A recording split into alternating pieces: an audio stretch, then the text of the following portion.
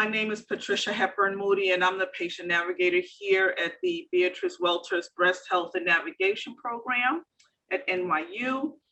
And we see patients from outside and, patients here at Bellevue Hospital on a regular basis when it comes down to breast screening, diagnosis, and treatments. And why are we here today? We're here from the Beatrice Welters program.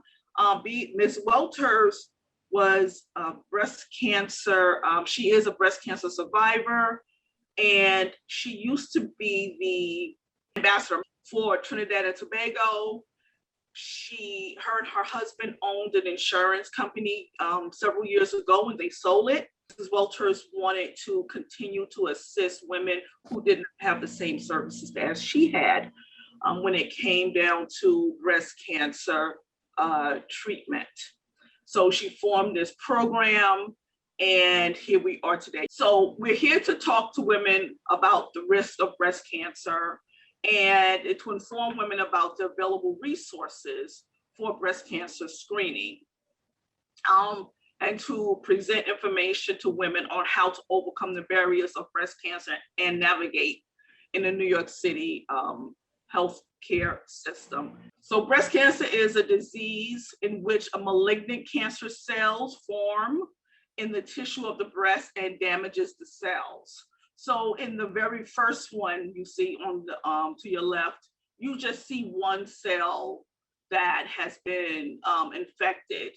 Then you see the middle one where there's several, and it progresses thereafter. So this picture detects cancer cells and how quickly they can grow from, let's say, week to week, month to month. It depends on the individual. And early detection means we'll get it in that first stage where you see just that one cell that's infected. Breast cancer is the most common cancer among women in the United States outside of skin cancer. About 1 in 8, which is 12% of women over her lifetime in the United States will develop invasive breast cancer. And these are statistics from the American Cancer Society from 2020. About 276,400 new cases of invasive breast cancer will be diagnosed in women. And about 48,530 are very early stages, meaning 0 or DCIS breast cancer. So whenever you hear DCIS, that means it has stayed in that one cell, the very first one that I showed you, and it's easily removed. Who's being diagnosed with breast cancer? Well, mostly African-American women are diagnosed at a higher rate because of the late stages. However, white women come down with develop breast cancer more than African-American or Hispanic women. It's broken down by ethnicity. The non-Hispanic women, this is again from the American Cancer Society statistics.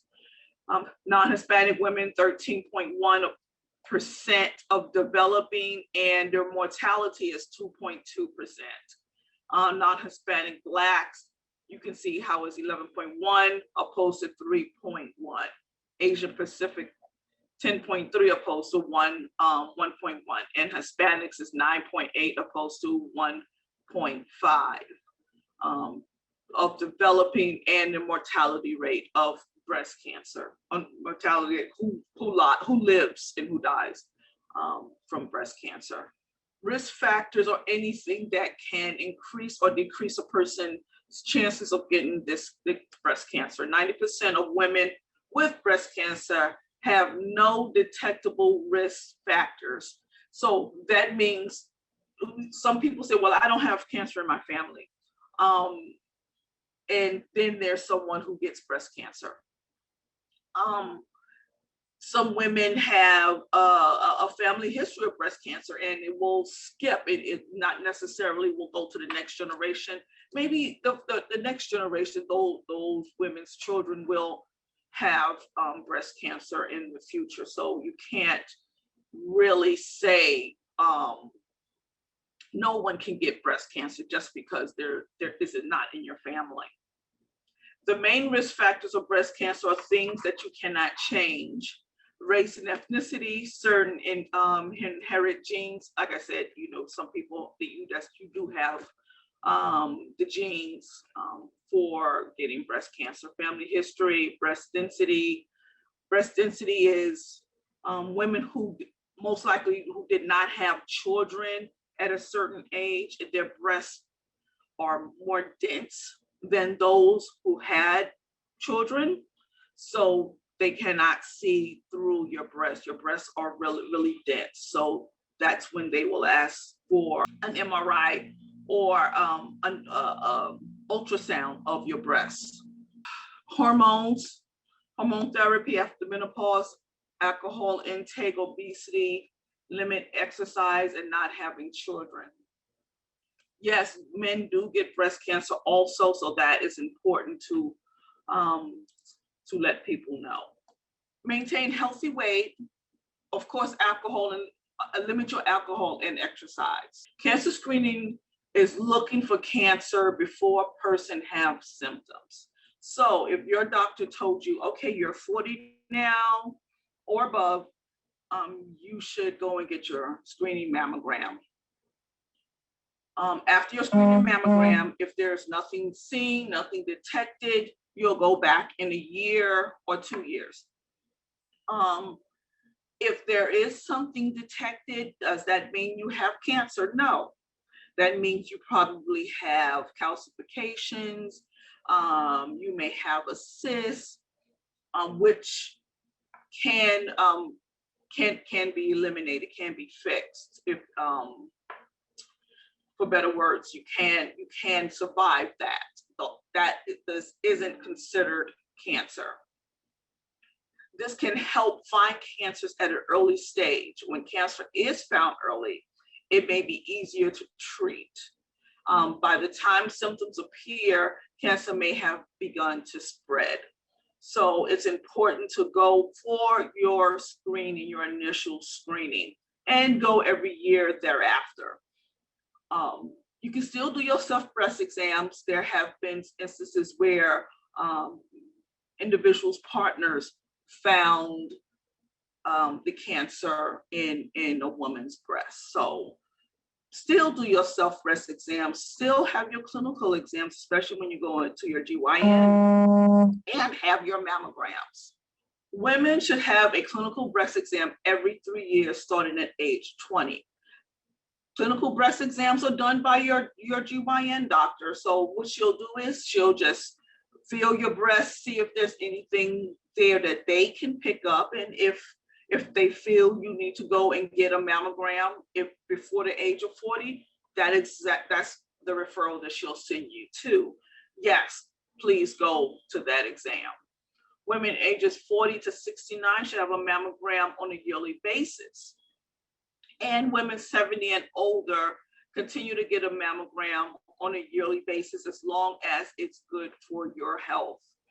If you are over 70 and you feel like you don't want to at that point, yeah, you can skip it if you choose to. We try not to stress women 80 plus, 70, 80 plus, because they are in good health primarily, and they have had a negative breast screening for years. They don't have any problems. Can women over 70 get breast cancer? Absolutely. Absolutely, but that's a case-by-case basis. That's an individual basis. There is no screening method for men. However, they should perform self-breast exams of the breast area because they do have breast. All women should know their breasts what their breasts look like normally. Just like your feet, your feet are non-symmetrical. One is always larger than the other, so that should not scare you if you see how one breast is a little larger than the other. For some women, because of their family history or genetic mutation, The genetic abnormalities as BRCA1 or 2 increases the chances of women getting breast cancer and ovarian cancer. Those two links are very close, the ovarian cancer and the breast cancer. Doctors might advise that you get an MRI or an ultrasound along with a mammogram. Self-breast exam, of course, look at yourself in the mirror and look for the differences in the right and left breast and your skin. Look for the differences between the right and left breast skin changes. Feel for any swelling under the arms, because that's where your lymph nodes are under your arms, if there's any swelling there.